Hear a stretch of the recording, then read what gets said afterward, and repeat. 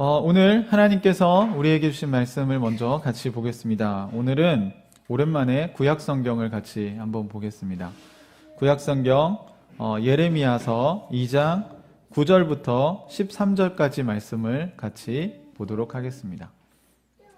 예레미야 2장 9절부터 13절까지입니다.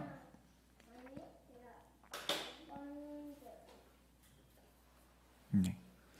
요즘 여러분이 이렇게 말씀 묵상하시면서 성경을 보는 훈련들을 많이 하고 계시잖아요. 네. 또 성경은 어려운 책이 아닙니다. 그래서 여러분이 같이 우리 성경을 읽을 때에도 그냥 읽지 마시고 하나님께서 우리에게 주신 말씀이 무엇인지 생각하면서 같이 읽으시면 좋겠습니다. 네, 오늘 하나님께서 우리에게 주신 말씀 예레미야서 2장 9절부터 13절, 제 성경은 854쪽에 있습니다. 다 찾으셨나요? 네. 그러면 저랑 같이 한번 우리 교독해 보겠습니다. 제가 읽을 때는 잘 들어주시고 또 여러분이 읽으실 때는 무슨 내용이 있는지 읽어주시면 좋겠습니다. 그러므로 내가 너희를 다시 법대로 처리하겠다. 나 주의 말이다. 내가 너희 자손의 자손들을 법대로 처리하겠다. 너희는 한번 키프로스 성들로 건너가서 보고 게달에도 사람을 보내어서 일찍이 그런 일이 일어났던가를 잘 살피고 알아보아라.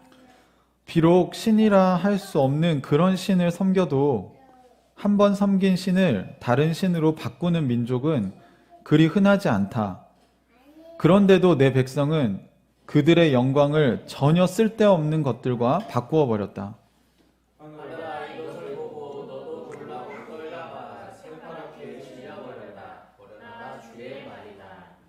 네, 엄청 과격한 표현인데 얌전하게 읽으시네요. 네, 같이 읽겠습니다. 13절 시작. 참으로 나의 백성이 두 가지 악을 저질렀다. 하나는 생수의 근원인 나를 버린 것이고 또 하나는 전혀 물이 고이지 않는 물이 새는 웅덩이를 파서 그것을 샘으로 삼은 것이다. 아멘. 예. 오늘은 인생 채워지지 않는 공허함이라는 제목으로 같이 말씀을 나누려고 합니다. 이 인생을 살면서 삶이라는 게 뭘까? 우리가 한번 생각해 보고 있어요. 여러분, 참된 삶이라는 게 뭘까? 아마 여러분, 이런 주제로 저희가 이야기를 하지 않으면 일단 이 세상은요, 인생이 뭔지에 대해서 생각할 만한 틈을 주지를 않는 것 같습니다. 지난주에도 사단의 전략에 대해서 잠깐 말씀을 드렸는데, 저는 오늘날 사단의 전략 중에 하나가 뭐냐면 사람들로 하여금 진지함을 잃어버리게 만드는 것이라고 생각합니다. 그러니까 자신을 성찰할 수 있는 시간을 갖지 못하게 함으로써 인생이 올바른 방향으로 가고 있는지 점검하지 못하게 하는 거죠. 여러분, 이것은 굉장히 중요한 문제인데 사실은 별로 중요하지 않은 것처럼 만들어 버릴 수 있는 것입니다. 한번 생각해 보십시오. 지난번에 저희가 이야기 나눈 것처럼 여러분이 서울로 가는 버스를 탔다고 생각했는데 여러분 중간에 이 버스가 서울로 잘 가고 있는지 점검을 하세요, 안 하세요? 안 하시죠? 왜요? 처음에 한번 탔으니까 그 다음에 어디로 가고 있는지 점검을 안 하시는데 저는요, 이 약간 공간 지각력이 좀 있어서 길눈이 좋아요. 그래서 이렇게 누워서 창밖을 보면서 풍경의 변화를 보고 이게 서울로 가는 길이 맞는지 점검을 할 때가 있습니다. 근데 낯선 길로 들어서면 풍경이 바뀐 걸 느껴요, 제가. 그래서 이건 서울 가는 길이 아닌데? 라는 걸 인식하게 됩니다. 만약 잠들어 버렸다면 인식할 수 없겠죠. 그런데 만약 이 버스가 서울로 가지 않고 부산으로 갔다고 생각을 해보십시오. 그러면 아마 여러분이 자고 일어나면 굉장히 놀라운 결과를 직면하게 될 것입니다. 그래서 성경은 계속 깨어 있으라고 이야기를 해요. 그 깨어 있다는 말이 뭐냐면 여러분의 인생이 올바른 방향으로 가고 있는지 점검하는 시간을 가지시라는 겁니다. 오늘은 우리의 인생도 인생이지만 이 세상이 제대로 가고 있는지도 같이 점검해 봐야 될 필요가 있는 것 같아요. 왜냐하면 우리는 모두가 다 흔히 표현하듯이 지구라는 거대한 우주선을 타고 같이 여행을 하고 있는 거거든요. 그래서 내 개인이 아무리 잘 산다 할지라도 우리가 타고 있는 이 전 지구적인 삶이 올바로 가지 않을 때 우리는 그 고통을 함께 겪을 수밖에 없습니다. 한 배를 탔기 때문이죠. 그래서 여러분 개인의 인생이 바르게 가고 있는지도 한번 오늘 점검해 보시길 바라고, 우리가 타고 있는 이 지구호도, 우리가 살고 있는 사회도, 또는 우리의 나라도, 또는 우리의 가정도 올바른 방향으로 가고 있는지 함께 생각해 보는 시간이 되기를 바랍니다. 저는 어젯밤에 2020년도 통계청 자료 중에 이혼과 관련된 자료를 좀 살펴봤습니다.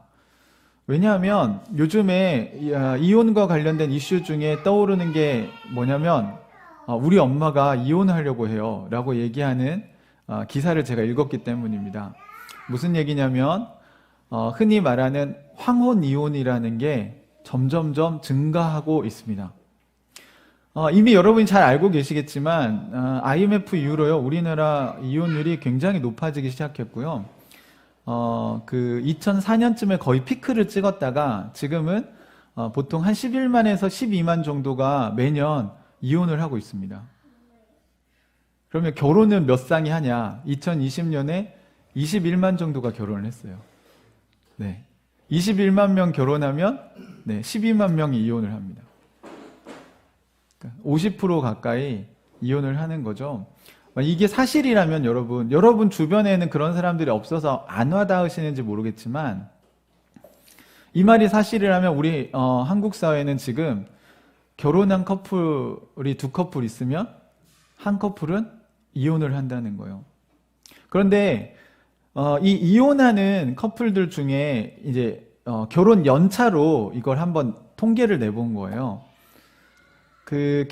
저희가 이제 기회가 되면 이렇게 여러분한테 차트도 보여드리고 그렇게 좀 준비를 하려고 생각하고 있는데, 말씀을 드리자면 예를 들면 0에서 4년 차, 4년 이하, 그러니까 이제 결혼하고 4년 이하, 그 다음에 5년에서 뭐 10년, 10년에서 20년, 20년 이상, 이렇게 카테고리를 나눠서 통계를 냈을 때 여러분, 우리나라 이혼하는 사람들 중에 가장 많은 비율이 어디에 있을 것 같으세요? 4년 안에 이혼하는 이혼 비율이 높을 것 같으세요? 아니면 20년 이상 된 부부들이 이혼하는 비율이 높을 것 같으세요? 연도마다 네. 요즘엔 4년. 네. 네. 원래는 신혼 초 4년 안에 결혼하는 그 비중이 이혼하는 비중이 높았었는데요. 최근 10년 이내로 우리나라는 20년 이상 된 부부의 이혼 비중이 훨씬 높고요.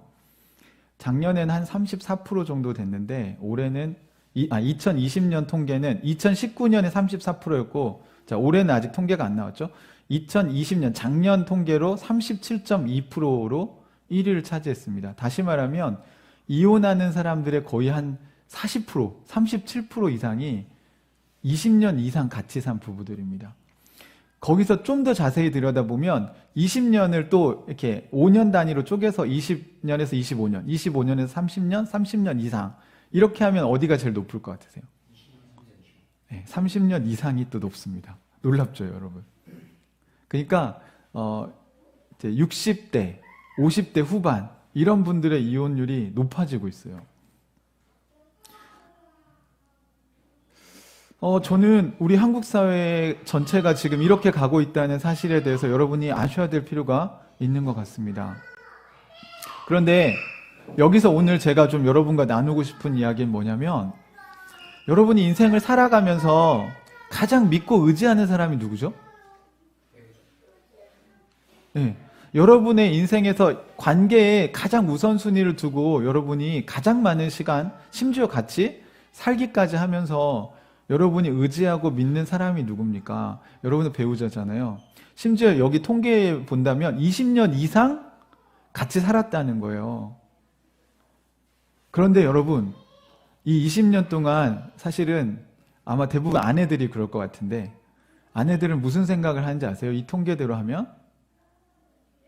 네, 애들이 독립하면 나는 이제 이 남자랑 같이 안 살겠다는 생각을 하고 20년, 30년을 버텨왔다는 거예요. 여러분, 이게 엄청 끔찍한 일 아닙니까? 사랑하는 남편 여러분, 저도 남편이니까. 여러분, 옆에 한번 보세요. 여러분의 와이프를 한번 보세요. 네. 네. 이제 여러분 10년간 참아주고 있다는 거 아셔야 돼요. 앞으로 10년 더 지나면 어떻게 될지 몰라요, 여러분. 네. 선녀가 아이들 안고 하늘나라로 갑니다. 우리나라의 그 젠더 감수성이 아직도 많이 회복되긴 했지만 아직도 많이 부족하잖아요. 가부장적이고 기울어진 운동장 같은 이 사회에서 그동안 우리 엄마들이 얼마나 오랫동안 참고 살아왔는지 아셔야 돼요. 그러면 지금은 괜찮냐? 그렇지 않다는 거예요, 여러분. 시간이 지날수록 이 이혼율이, 황혼 이혼율, 20년 이상 된 부부의 이혼율이 굉장히 높아지고 있다는 겁니다. 그래프가 쭉쭉쭉 올라가고 있어요. 여러분은 지금 누구와 함께 살고 있습니까? 어떤 영화 제목에 이런 제목이 있었어요. 당신은 지금 사랑하는 사람과 함께 살고 있습니까? 여러분, 한번 진지하게 질문을 던져봐야 되지 않겠습니까? 그렇지 않으면 여러분이 지금 열심히 돈을 벌고 열심히 어쩌면 같이 살을 맞대고 살아가고 있는 그 관계에 여러분이 올인했던 여러분의 인생 자체가 밑빠진 독에 물 붓기를 하고 있는 것과 같다는 사실을 아셔야 됩니다.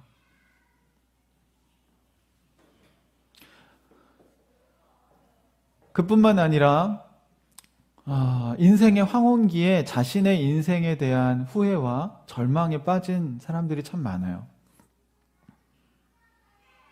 노인이 되어서야, 늙어서 이제 아무것도 할 수 없는 나이가 되어서야 내가 왜 지금까지 이렇게 하고 살아왔지? 나는 지금 뭘 위해서 산 거지? 그때 가서 그거를 고민을 합니다. 여러분, 가장 좋은 건요, 버스를 타기 전에 점검하는 거예요. 이 버스가 어디로 가는 버스인지. 근데 여러분, 잘못 버스를 타셨다면 그 다음에 중간에 이 버스가 제대로 가고 있는지를 점검하셔야 돼요. 그냥 자고 계시면 안 됩니다. 깨어서 풍경도 감상하시면서 가끔씩 점검을 해주셔야 돼요.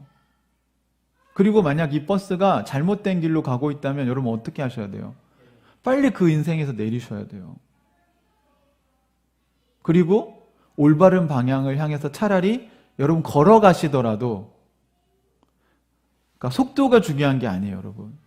방향이 옳다면 언젠가 여러분의 인생도 여러분이 꿈꾸던 그런 삶의 목적지에 다다르게 될 것입니다. 그러면 이 지구온은 지금 어떤 상태인지 아세요, 여러분? 제가 여러분에게 강조하지 않아도 지금 환경 오염과 파괴는 매우 심각한 상태에 빠져 있습니다. 제가 이용하는 한 생협 그 가게에 갔더니 요즘에는 미세 플라스틱에서 자유로운 미세 플라스틱 프리 제품들이 나오더라고요. 여러분, 우리 생활 편리하게 하겠다고 그동안 우리가 플라스틱을 정말 많이 사용하지 않았습니까? 저도 가급적 안 써보려고 애를 쓰는데도 정말 어쩔 수 없이 일정 양을 소비하게 되고요. 그 재활용 쓰레기 분리해서 버릴 때 보면 정말 플라스틱 쓰레기가 왜 이렇게 많은 양을 차지하는지 마음이 좀 안타깝긴 합니다. 또한 비닐 쓰레기도 상당수가 나와요. 어떻게 줄여봐야 될지, 저도 뭐 장바구니도 갖고 다니고 스테인리스 빨대도 사서 그거 가지고 다니면서 사용해 보기도 하는데, 정말 이렇게 노력을 해도 사실 아쉽지만 저도 플라스틱 사용량이 꽤 되는 것 같아요. 그래서 최근에는 저희가 생수병을 종이팩으로 바꿨더라고요. 제가 다니는 그 생협 에서는 그거는 크리스찬들도 아닌데 이 환경을 보호하기 위해서 플라스틱을 없애고 생수병을 종이팩으로 바꿨더라고요. 그리고 그 종이팩으로 다시 뭐 펄프, 뭐 재생 화장지나 이런 걸 만들어서 한 번 더 사용할 수 있도록. 여러분, 이렇게 하나님께서 우리에게 주신 이 환경을 하나님의 백성들이 더 우리 아버지 거잖아요. 우리 거잖아요, 사실 이게. 그럼 우리가 더 아끼고 어떻게 보존할까 고민해야 되지 않을까요? 근데 더 중요한 문제는 뭡니까? 환경이 이대로 가다 보면 여러분 50년 후에는 우리 아이들에게 물려줄 이 지구가 남아있지 않는다는 거예요. 뭐 지구 온난화 문제야 여러분 이미 너무 많이 들어서 이제 아예 감이 아예 안 오는 문제가 돼버린 것 같습니다. 내가 온실가스 줄인다고 해서 뭐 얼마나 큰 일이 일어나겠냐? 그렇지 않죠. 맞아요, 여러분. 이 거대한 지구의 방향을 어떻게 우리 한 사람의 힘으로 바꾸겠습니까?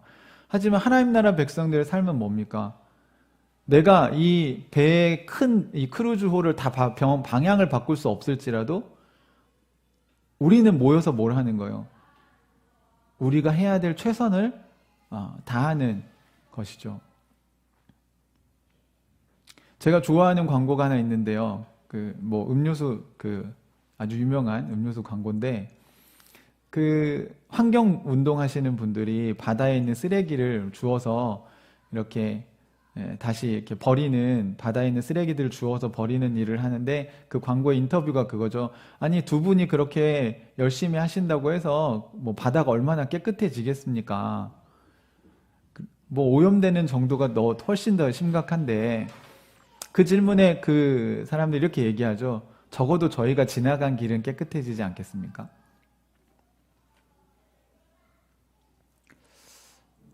우리 그리스도인들이 해야 될 이야기가 아닐까라는 생각을 해봅니다.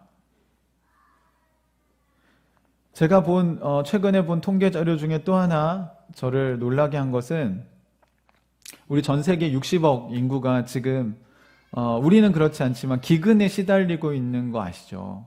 아프리카의 아이들, 제3세계 아이들이 밥을 제대로 먹지 못해서 되게 힘들게 살아가고 있습니다.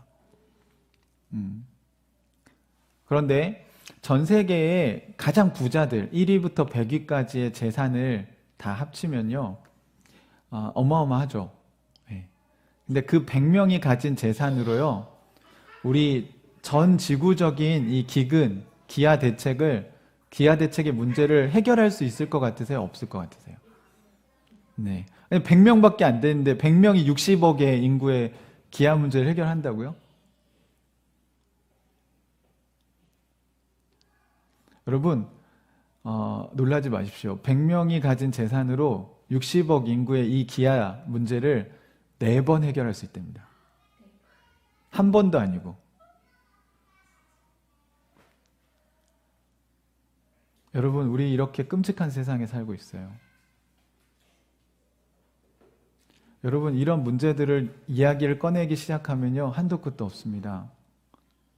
여러분 뉴스를 보고 있으면 오늘 우리 찬양인도 하는 영화 형제도 우리나라에서 일어났던 슬픈 이야기들을 함께 나눴는데 어쩌면 저는요 그건 빙산의 일각에 불과하다고 생각합니다. 사실 우리 주변에 그런 끔찍한 일들을 사실은 볼 수 없게 다 이미 차단되어져 있는 것 같아요. 죄송합니다. 가난한 사람들이 여러분 주변에 없죠. 여러분의 아파트 환경에서 그런 사람들이 들어오지 못하게 되어 있고 여러분이 사는 주거 환경 주변에 아마 그런 사람들이 없을 겁니다. 이 세상은 하나님을 버린 이후로 끔찍한 고통의 문제에 직면해 있습니다. 사람들은 모두 이기적으로 자기중심적으로 살고 있고 그 결과로 우리는 굉장히 사실은 우리가 조금만 찾아보면 우리 눈에 볼 수 있는 정말 끔찍한 일들이 엄청나게 벌어지고 있습니다.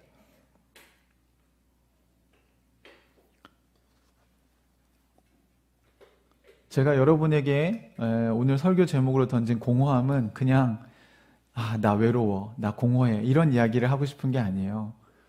여러분의 인생이 올바른 방향으로 가고 있는지, 그리고 우리가 살고 있는 이 사회가 또는 우리의 가정이 또 우리 아이들은 어떤 세상을 살아가게 될 것인지, 여러분 이런 것들을 우리가 생각할 때 우리에게 밀려오는 공허함, 다른 표현으로 허탈함, 소망 없음에 대한 이야기에 직면해 보고자 하는 것입니다. 여러분이 아무리 노력해도 이 문제들을 해결할 수 없다는 사실에 직면해 보신 적이 있습니까? 이 채워지지 않는 공허함과 허탈함 또는 소망 없음에 직면해 보신 적 있나요? 사실은 하나님 나라에 대한 가치는요, 이것에 직면한 사람들만이 알 수 있습니다. 타는 목마름을 경험해 본 사람만이 생수 한 모금의 가치를 귀하게 여길 줄 압니다. 배부른 사람은 밥 한 끼의 소중함을 알지 못합니다.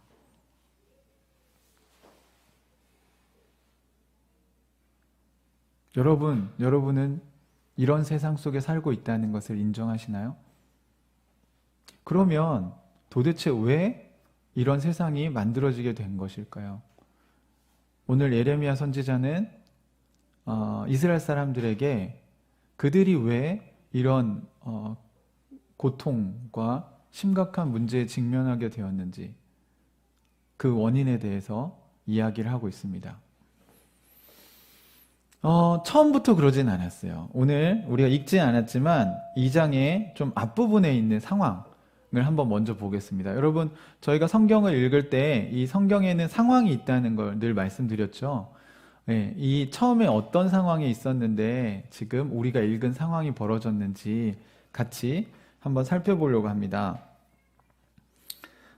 이스라엘은요, 여러분, 하나님과 그 약속을 하고 언약이라는 걸 맺고 서로 계약서를 쓰고 하나님은 나는 너희들의 신이 될 것이고 너희는 나의 백성이 될 것이다 라는 것을 시내산에서 언약이라는 거, 약속, 계약이라는 걸 맺었어요, 여러분.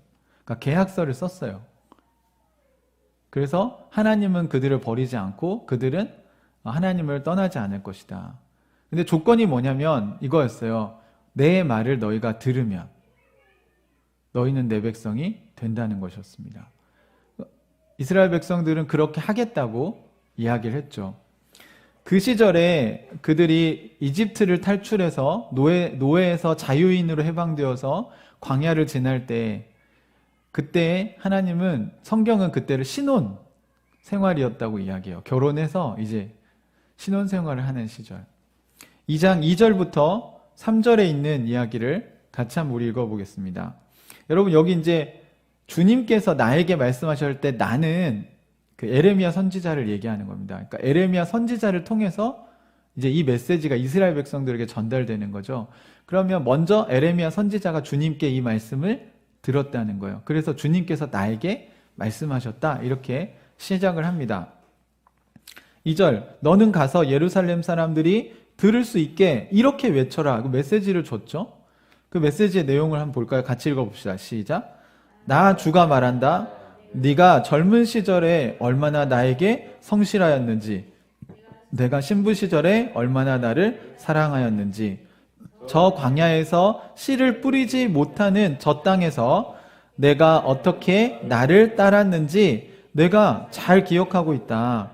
이스라엘은 나 주에게 거룩하게 구별된 나의 수확 중 첫 열매다.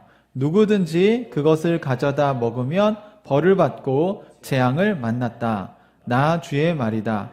뒤에 있는 비유는 무슨 얘기냐면 이 이스라엘은 하나님의 첫 열매예요. 그 첫 열매는 그 다음 열매들이 나오게 하는 뭡니까? 시작점이죠.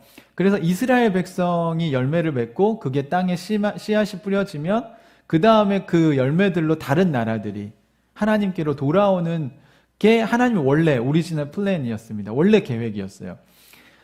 그래서 처음에 이스라엘 백성들이 광야 생활할 때 우리는 막 하나님께 안 믿고 혼나고 뭐 이런 거 생각하시는데 사실은 그런 건 잠깐이고 40년 광야 생활에서 대부분은 하나님을 잘 따랐죠. 모세라는 지도자 아래서 이스라엘 백성들이 하나님의 인도를 따라서 나중에 이제 요단강까지 오게 됩니다. 그때 이렇게 얘기해요. 너 얼마나 나에게 성실하였냐? 신부 시절에 얼마나 나를 사랑하였는지. 그 광야, 씨를 뿌리지 못하는 땅. 그죠? 그러니까 정착하기 전에는 너희가 하나님을 의지하며 살았다는 거예요. 그럴 수밖에 없는 환경이었어요. 네. 그런데 하나님도 이스라엘을 뭐라고 생각했냐면 그걸 기억하고 구별된 첫 열매여서 누구든지 그걸 가져다 먹으면, 그러니까 건드리면 어떻게 하는 거예요? 하나님이 가만두지 않는 거예요. 감히 내 자식을 건드려? 내 백성을 건드려? 하면서 왕으로서 하나님은 이들을 선하게 늘 인도하셨습니다. 그런데 지금 현재 이 예레미야서를 쓰고 있는 이스라엘의 멸망 직전의 모습, 그러니까 가나안 땅에 정착해서 여호수아 시대 이후로 지금 거의 한 1000년 가까이, 한 6, 700년 가까이를 이들이 살고 난 후의 모습을 얘기하는 거예요. 사실 6, 700년간 하나님은 계속 얘기를 하셨죠. 그리고 나서 멸망 직전에 있는 선지자가 에레미야거든요. 뭐라고 얘기했습니까? 자, 우리가 오늘 읽었던 성경을 다시 한번 보면요. 그러므로 내가 너희에게 법대로 처리하겠다. 나 주의 말이다. 내가 너희 자손들을 법대로 처리하겠다. 이제 법대로 하겠다는 얘기를 주님이 꺼내십니다. 네. 그러니까 공정하게 처리하겠다는 거예요. 그러면서 예를 드신 게 뭐냐면 키프로스 섬들을 가보고 게달에서 사람을 보내서 알아봐라 이렇게 얘기를 해요. 이 무슨 얘기냐면 이스라엘 니네 밖에 있는 이방 신을 섬기는 나라들에 가서 한번 조사해봐. 조사를 한번 해봐. 그 나라 어떻게 하나 했는데 그 나라도 어떻게 한다고요?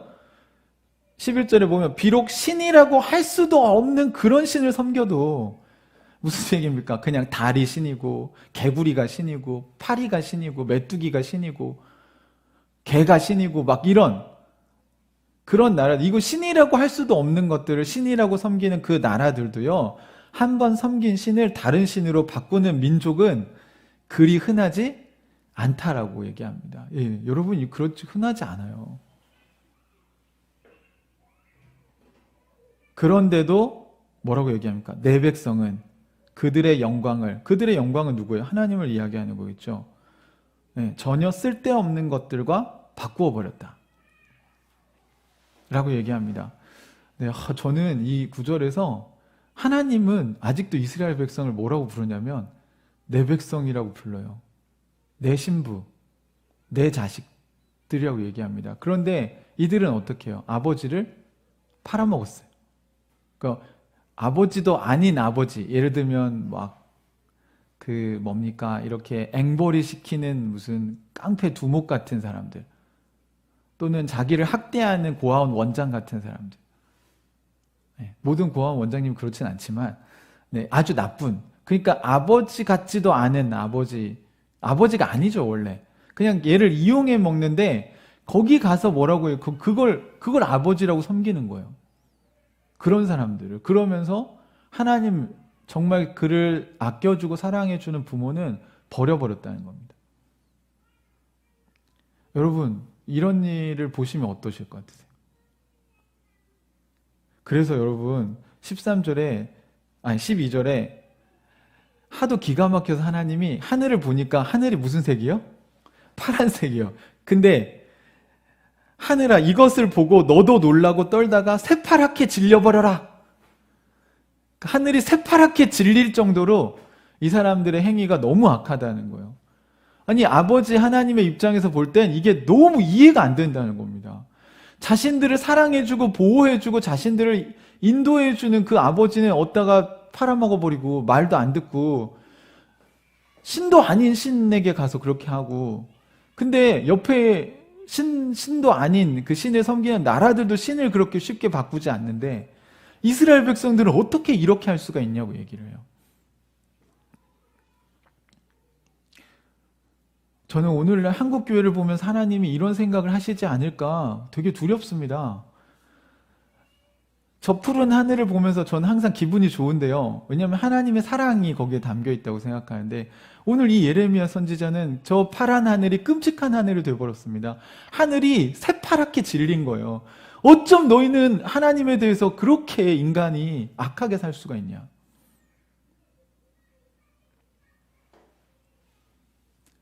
주일날 하나님께 예배드리고 나서 세상에 나가는 순간 하나님을 잊어버리고 삽니다. 종교란에 기독교라고 쓰면서 삶은 전혀 하나님의 백성답게 살지 않습니다. 심지어 세상 사람들이 교회 다니는 사람들을 보면서 하나님을 욕합니다. 하나님이 아무 잘못이 없는데도 욕은 다 교회를 욕하고 하나님을 욕합니다. 사실 그건 성경이 말하는 교회가 아닌데 예수 그리스도가 머리 되고 예수 그리스도의 몸으로서 움직이는 게 교회지 예수 그리스도의 머리의 지시를 전혀 따르지 않는 몸이 어떻게 교회라고 얘기할 수가 있어요. 하나님이 거하시는 성전이 되는 게 교회지 성령이 전혀 머물러 있지 않고 성령의 지시를 전혀 받지 않는 사람들이 어떻게 교회라고 얘기할 수 있습니까? 어떻게 그 사람들을 하나님의 백성이라고 얘기할 수 있고 그리스도인이라고 얘기할 수 있을까요? 안타깝게도 그 명목상의 크리스찬들 이미 제가 이 용어를 20년 전에 존 스토트 목사님이라는 분이 쓰셨는데 이름만 그리스도인인 사람들이 있다. 명목상 그리스도인인 사람들이 있다. 그 사람들이 너무 끔찍한 삶을 살아가고 있다. 정말 하늘이 새파랗게 질려버릴 만큼 그렇게 살고 있다는 것입니다. 그러면서 하나님의 은혜를 구합니다. 그러면서 하나님의 도움을 구합니다. 하나님이 자기를 위해 싸울 거라고 얘기합니다. 아니요, 여러분. 반대예요. 기독교 신앙은 거꾸로 가야 돼요. 우리가 하나님을 위해서 살아야죠. 누가 주인이고 누가 종입니까? 온 우주를 만드신 신에게 우리가 굴복해야지 어떻게 하나님이 우리의 삶에 굴복하십니까? 우리가 얼마나 지혜롭다고, 우리가 뭘 안다고, 우리가 미래에 대해서 뭘 알고 있습니까? 자기 삶 하나도 우리는 건사하지 못하지 않아요? 여러분 올해 결단한 일들이 얼마나 잘 실천되고 있으신가요? 여러분의 지식은 얼마나 지혜로우신가요? 여러분이 이 세상의 이치에 대해서 얼마나 잘 파악하고 계십니까? 심지어 여러분의 감정도 옆에 있는 사랑하는 사람에게 제대로 표현하지 못하시잖아요. 옆에 있는 사람이 지금 황혼에 이혼을 할 생각을 하고 있는지 없는지도 파악을 못하는 게 인간이에요. 그러면서 서로 대화를 한다고 하지만 자기 안에 있는 감정도 제대로 표현해내지 못해서 말로는 내가 못하겠다 이렇게 얘기할 때가 많아요. 내 속에 들어와 봐야 네가 알 거다. 여러분 인간의 언어의 적 한계 또는 여러분이 표현하는 한계도 너무너무 유한한 존재들입니다. 그것만 있습니까? 의지도 얼마나 약합니까? 알지만 못하잖아요, 여러분. 저는 그런 얘기 수도 없이 들었고 저도 그래요.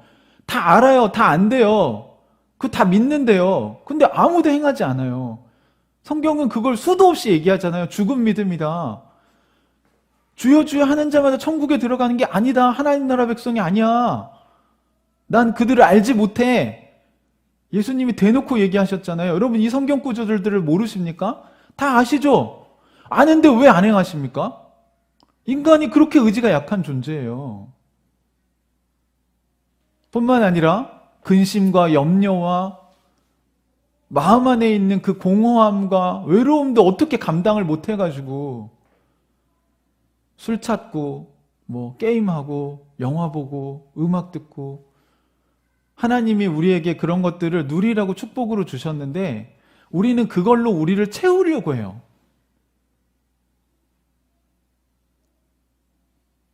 여러분 밥은 한 끼 먹으면 이렇게 제때 한 끼 한 그릇 잘 먹으면 되는데 그거를 여러분 폭식을 하시잖아요. 무슨 지금 안 먹으면 나 고기를 못 먹을 사람인 것처럼 먹어야 될 양을 넘어서 먹는 그러니까 100%를 먹으면 되는데 100%가 아니라 120%를 먹는 동물은 여러분, 인간밖에 없는 거 아세요? 돼지도 80% 먹으면 안 먹어요. 여러분, 돼지같이 먹는다고 하시면 돼지를 굉장히 비하하시는 거예요. 인간 같은 탐욕을 부리는 존재가 없어요, 여러분. 모든 동물은 다 하나님이 만드신 자연의 섭리를 따라서 살아갑니다. 그들은 자기의 양을 알아요. 과식하지 않아요, 여러분. 그런데 마치 우리는 인생을 다 아는 것처럼 삽니다. 그 사람을 다 파악한 것처럼 얘기해요. 여러분이 가장 그렇게 지식적으로 뛰어나고 여러분이 모든 것을 다 알고 여러분이 모든 것을 다 할 수 있다고 생각하신다면 그게 바로 교만이고 죄인인 것이죠. 이스라엘 백성들이 그랬던 거예요. 보세요. 그 앞에 제가 한번 읽어드릴게요. 5절에 보시면 나 주가 말한다. 너희의 조상이 나에게서 무슨 허물을 발견하였길래 나에게서 멀리 떠나가서 헛된 우상을 쫓아다니며 자신들도 허무하게 되었는가? 이게 인간의 상태라는 겁니다. 하나님이 이스라엘 백성들을 홍해도 가르치고 뭔가 기적도 보여주시고 그들을 광야에서 40년간이나 인도하셔서 가나안 땅에 들어가게 하셨는데 가나안 땅에 들어간 이스라엘 백성들이 도대체 나에게서 하나님에게서 무슨 잘못을 발견했길래 하나님을 버리고 바알과 아세라를 쫓아다니면서 사냐는 거예요. 가나안 사람들이 섬기던 신을 섬기고 있어요. 그러면서 무슨 얘기를 합니까? 죽음의 그림자가 짙은 그 메마른 땅에서 어느 누구도 지나다니지 않고 어느 누구도 살지 않는 그 땅에서 우리를 인도하신 주님은 어디에 계십니까? 하고 묻지도 않는구나. 무슨 얘기예요? 이렇게 죽음이 엄습해오고 이렇게 고통스럽고 우리가 사는 세상이 이렇게 끔찍한데 거기서 주님을 찾지 않는다는 거예요. 이스라엘 백성들이.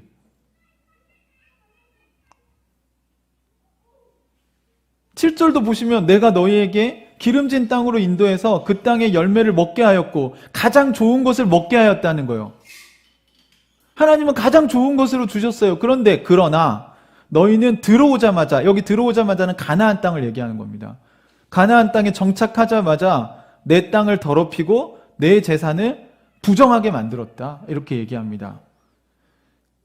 쉽게 설명하면 엄마 아빠가 돈을 벌어서 아이들에게 맛있는 걸 먹어보려고 이렇게 막 스테이크 가장 좋은 거 그리고 토마호크 고기를 잘 구웠어요. 맛있게 구워가지고 이 스테이크를 아이에게 줬더니 이 아이가 어떻게 하냐면 고기를 먹으면 그냥 먹으면 되는데 감사하고 그 고기를 막 흙을 막 묻혀요. 흙에 떨어뜨려가지고 나는 흙이랑 같이 먹을래요.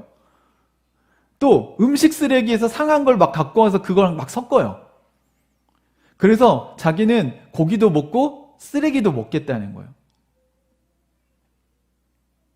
이스라엘 백성들은 하나님을 버리지 않았어요. 하나님도 있어야 되고 누구도 있어야 돼요? 바알도 있어야 되고 아세라도 있어야 된다는 거예요.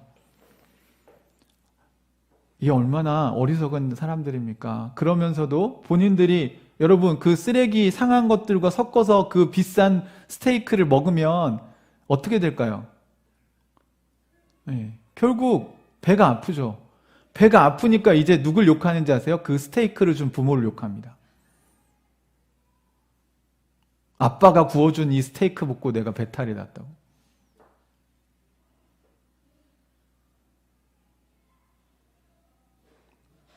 그리고 나서 상한 음식을 준 사람들에게로 갑니다. 그들이 내 아버지야 이렇게 하면서. 이러니 얼마나 주님이 안타깝고 끔찍한 노릇입니까? 그게 여러분 8절에 보시면 이 9절을 시작하기 전에 이게 완전 총체적 난국이었던 거예요. 9절을 보시면 8절을 보세요. 제사장들은 나 주가 어디 있는지 찾지 않으며, 제사장의 역할이 뭡니까? 하나님과 인간을, 성도들, 이 백성들을 연결시켜주는 제사를 드리는 게 제사장이잖아요. 그러니까 지금으로 말하면 목회자가 설교를 하는데 여기에 주님이 없어요. 제사장들이 주님을 찾지 않아요. 또 법을 다루는 자들은 나를 알지 못해요. 그 말은 뭐예요? 선악의 기준인 하나님을 모르니까 법을 다루는 사람이 마치 법대로 하지 않고 자기들이 하고 싶은 대로 한다는 거예요. 통치자들은 나에게 맞서서 범죄하며. 그러니까 지도자들은 어떻게 해요? 하나님을 대적해요. 그리고 예언자들은, 예언하는 사람들은 어떻게 합니까? 바알신의 이름으로 예언하며 도움도 주지 못하는 우상들만 쫓아다니고 있다는 겁니다. 여러분, 소통이 안 되는데 그냥 여러분 도라루방하고 소통이 돼요? 여러분 여기 태양하고 막 소통이 되면 태양신하고 막 소통이 됩니까? 네. 우리나라에도 뭡니까? 이 마을에 큰 정자나무 같은 거 있으면 막 거기 소통이 되나요? 거기다 돌탑을 쌓으면 막 소원을 들어주고 그러나요, 나무가? 여러분, 그럴 땐 좀 과학적으로 접근하세요. 거기는요, 그건 신이 아니에요, 여러분.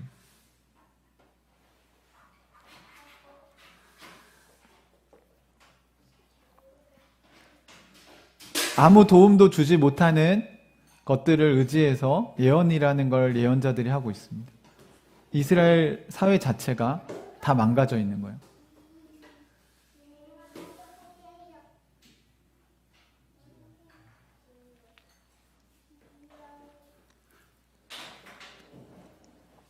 그래서 하나님이 결론적으로 이렇게 얘기를 하신 겁니다. 우리 13절 같이 한번 읽어볼까요?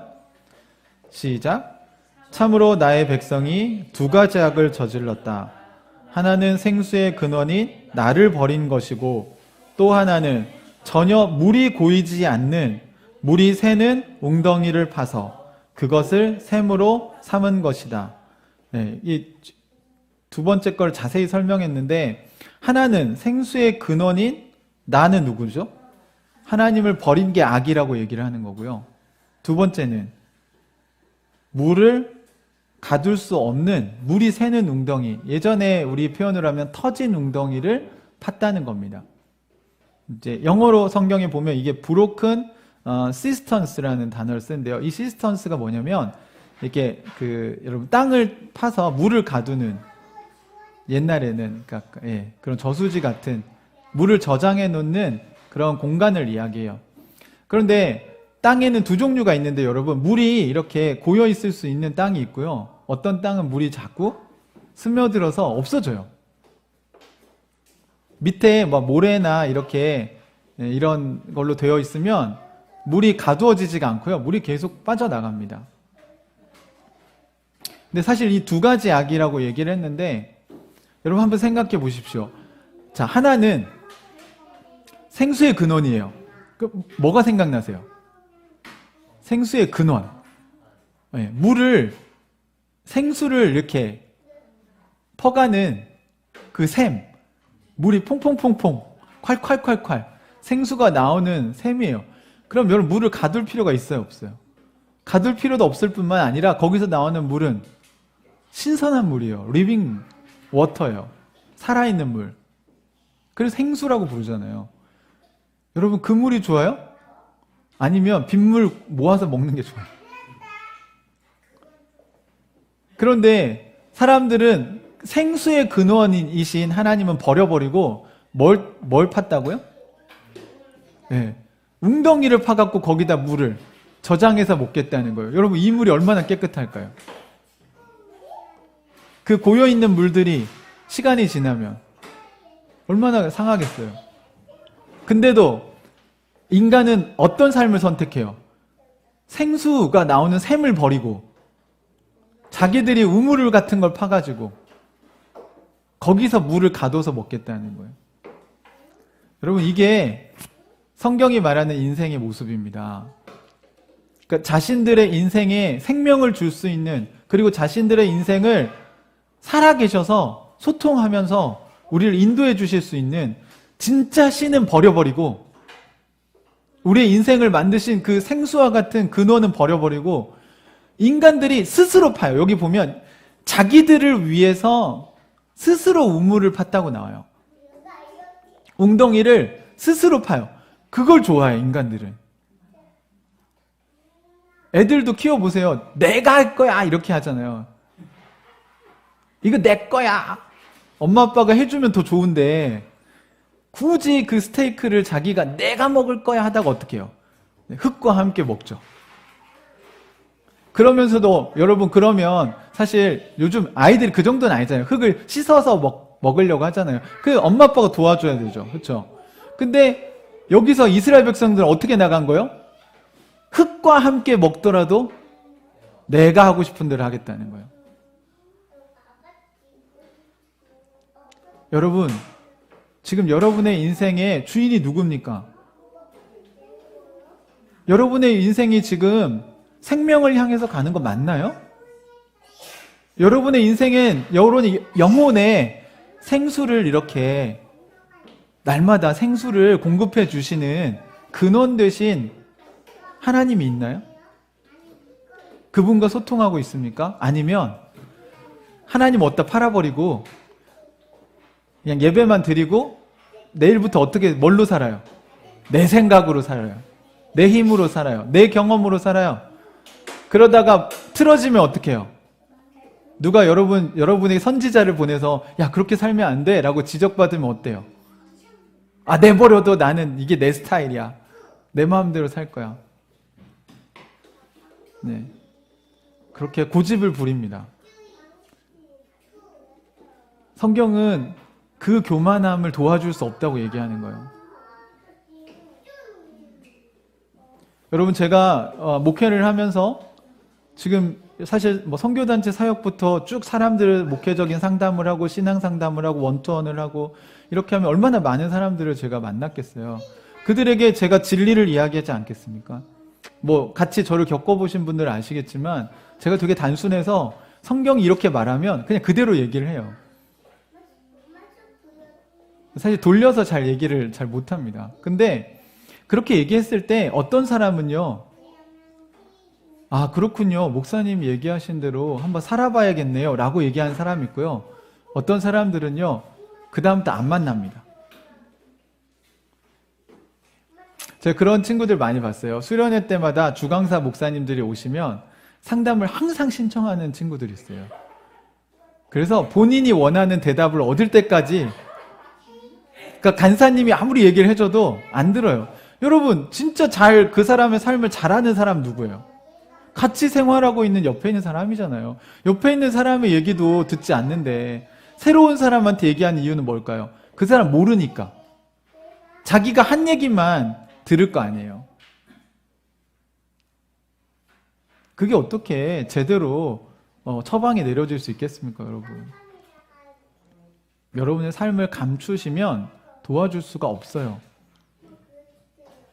예레미야 선지자를 통해서 주님이 이스라엘 백성들에게 돌려서 얘기하시나요, 지금? 아니요. 내가 참으로 얘기하는데 나 주가 너에게 말한다라고 얘기하잖아요. 그럼 뭐라고 합니까? 야, 하늘이 보면서 지금 새파랗게 질렸다. 언제까지 그렇게 살 건데? 너희 그렇게 살면 포로로 잡혀가고 멸망당할 거야. 네, 여러분은 아시지만 결국 이스라엘 백성 어떻게 했어요? 돌아가지 않았기 때문에 에레미야 선지자는 그 다음 성경을 쓰죠. 에레미야의 슬픈 노래, 애가.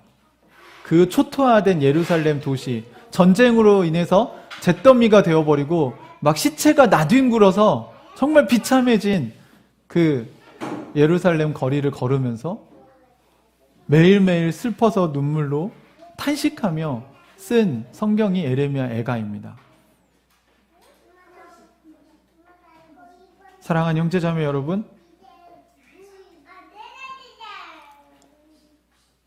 여러분은 하나님을 믿고 생수의 근원이신 그분을 발견하셨나요? 발견했을 뿐만 아니라 매일매일 그 물을 마시고 살아가고 계신가요? 아니면 아직도 여러분이 땅 파가지고 이렇게 우물 만들어서 그걸 붙잡고 살아가려고 하고 계십니까?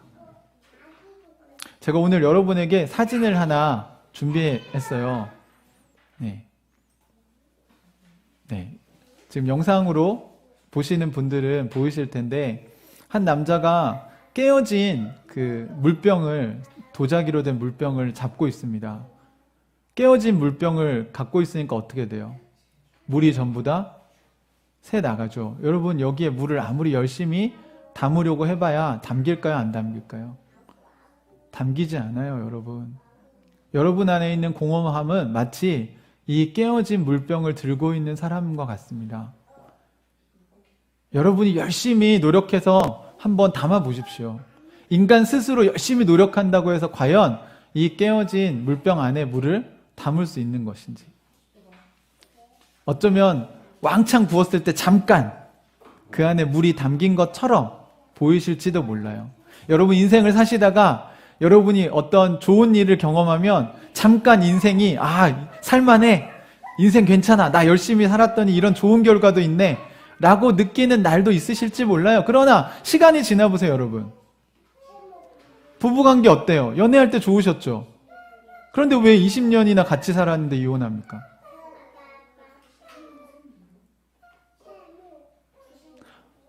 여러분, 잠깐 여러분이 돈을 반짝 벌면 행복하시죠? 그러나 여러분 그게 끝까지 여러분을 지탱시켜 주나요? 여러분 계속 긴장하셔야 되고 계속 직장에서 잘리지 않을까? 노심초사하시면서 사셔야 되잖아요. 여러분 직장이 여러분에게 행복을 주는 게 아니에요. 여러분이 열심히 한다고 배우자가 안 떠나는 거 아니에요. 여러분 지금 터진 웅덩이를 붙잡고 계신 거예요. 깨진 지금 물병 들고 계신 거예요. 그걸로 여러분의 삶이 유지된다고 착각하지 마세요, 여러분. 진짜 중요한 건요, 깨진 이 유리병을 들고 있는 게 아니라 생수의 근원을 찾으셔야 돼요. 여러분의 인생에 그 채워지지 않는 공허함, 또 이 세상을 보면서 느끼는 그 허탈함, 그것을 채우시려면 그걸 채워주실 수 있는 하나님을 만나셔야 됩니다.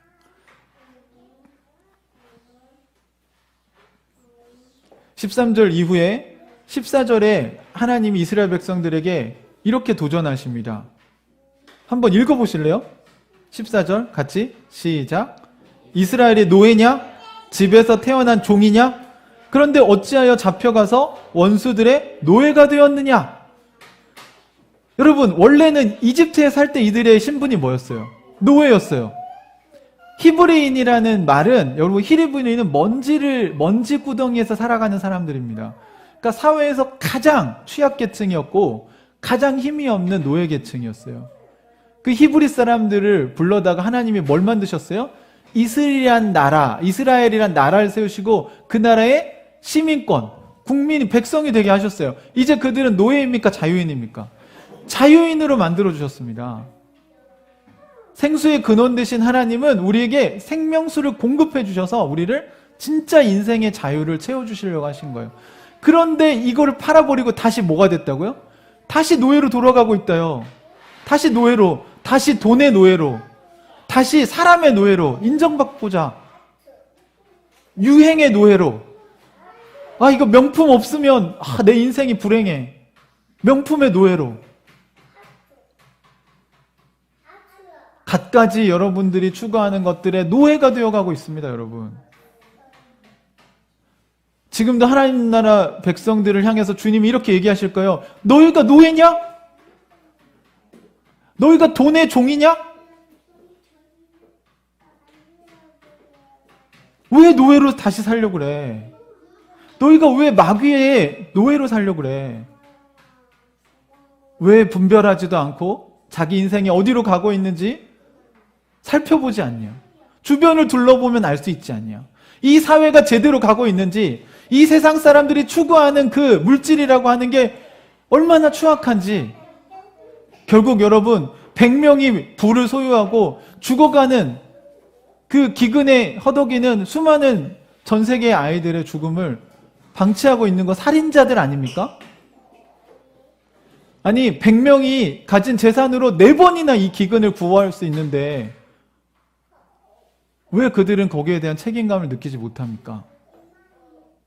그들은 자신이 판 웅덩이를 보면서 좋아하는 거예요. 그들은 하나님과 소통이 끊어졌기 때문입니다. 만약 그들이 하나님과 소통이 되었다면 하나님 얘기하실 거예요. 너 지금 뭐 하고 있니? 내가 너한테 이 준 물질을 너 왜 여기다 쓰지 않니?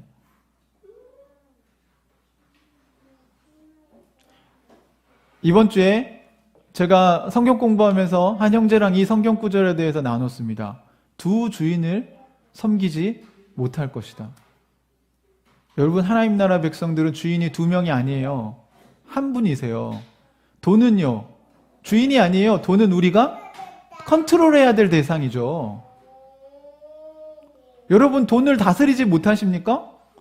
여러분, 돈 나눠주지도 못하고 돈으로 남을 섬기지도 못하시나요? 그럼 돈의 노예인 거예요, 여러분. 아니, 돈이 생명이 있는 것도 아닌데 왜 여러분 마음대로 못하십니까? 왜 벌벌 떠세요? 여러분, 여러분을 먹이시고 입히시는 분은 하나님이세요.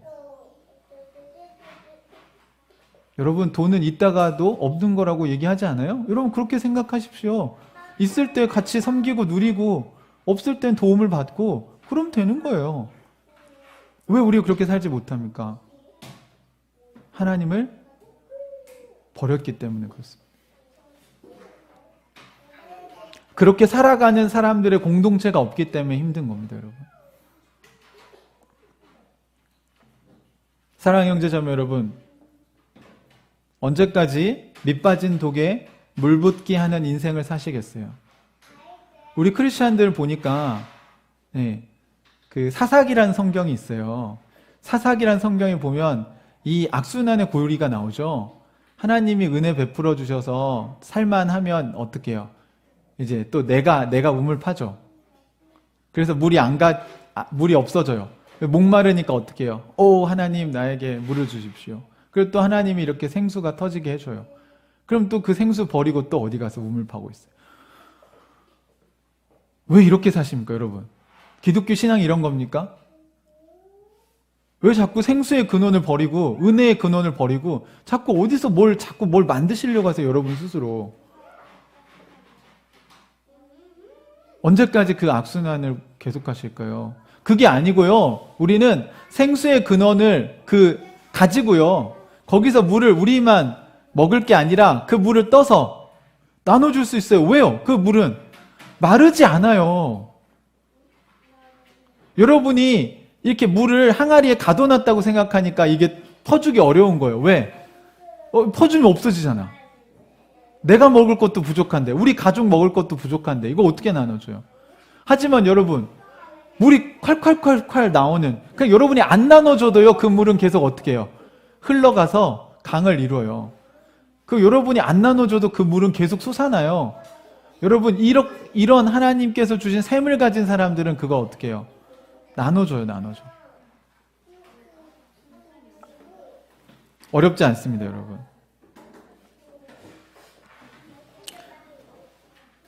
밑빠진 독에 물을 채우는 유일한 방법이 하나 있습니다. 혹시 아십니까? 그 밑이 깨어진 독을 다 채우고도 넘치게 할 수 있는 방법이 있어요. 어떻게 하면 되죠? 네, 그 강 속에 던지면 됩니다. 사랑하는 형제자매 여러분, 여러분의 인생의 공허함을 채우고 싶으시다면 깨어진 우리의 인생을 그냥 하나님 안에 던지셔야 돼요. 그냥 그 강물 속에 잠기면 됩니다. 그러면 우리 안에도 충만하게 되고 우리 밖에도 충만하게 됩니다. 나만 넘치는 게 아니라 우리 옆에 있는 이웃들에게도 넘치게 줄 수 있어요. 아무리 여러분 열심히 바가지로 퍼서 그 깨어진 독에 물을 부어봐야 채워지지 않아요. 여러분, 이것에 눈을 뜨십시오, 제발. 여러분의 인생을 주님께 그냥 좀 던지세요. 이거 될까? 아니, 강물에 들어가면 다 채워져요, 여러분. 왜 이렇게 믿음이 없으십니까?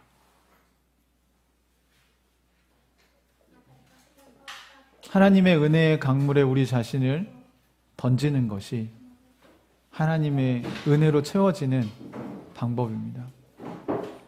여러분, 거기에서 여러분이 살아갈 수 있는 삶의 의미를 찾으시기를 주님의 이름으로 축복합니다. 같이 기도하겠습니다.